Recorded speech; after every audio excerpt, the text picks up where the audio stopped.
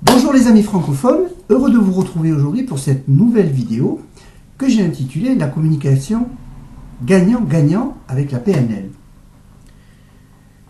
Alors quand on parle de communication gagnant-gagnant, la première chose qu'il faut examiner, c'est comment vous allez entrer en relation avec l'autre personne. Sous l'angle de la PNL, programmation neuro-linguistique, la communication gagnant-gagnant suppose que vous établissez ce que l'on appelle le rapport.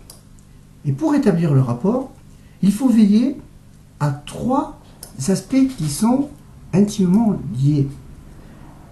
Vous devez d'abord vous synchroniser avec votre interlocuteur. Vous devez ensuite, tout le long de l'entretien, avoir une écoute active. Et vous devez, c'est le troisième point, reformuler les propos de votre interlocuteur. Ce qui lui montrera que vous avez bien compris ce qu'il entend vous dire.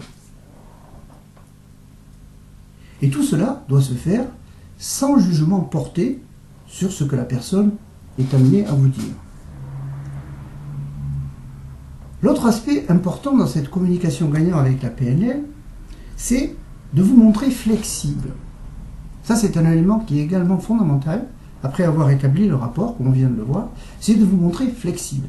Alors, quand on parle de flexibilité, c'est d'être en mesure de pouvoir comprendre, du moins tenter de comprendre, ce que l'on appelle en PNL la carte du monde de votre interlocuteur.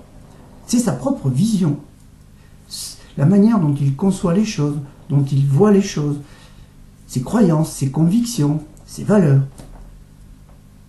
Que vous soyez donc en capacité de bien comprendre tout ce que votre interlocuteur met à jour dans l'interaction qu'il a avec vous.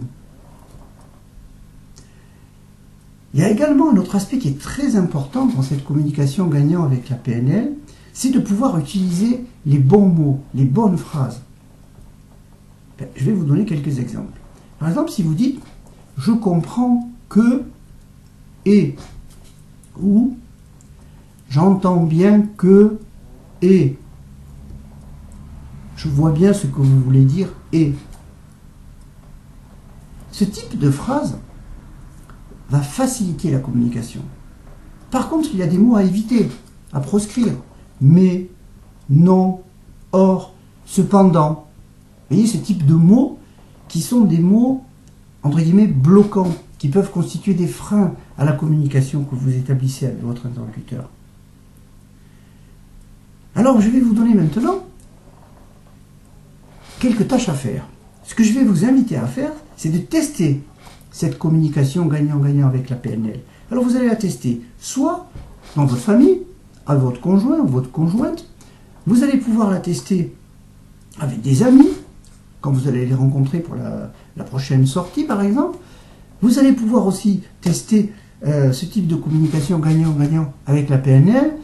Vous allez pouvoir la tester avec des collègues au travail. Vous voyez, ça fait beaucoup de champs d'expérimentation où vous pouvez l'expérimenter, comme je le disais. Alors voilà les amis, écoutez, je suis content d'avoir partagé cela avec vous. Je vous dis à bientôt pour une nouvelle vidéo.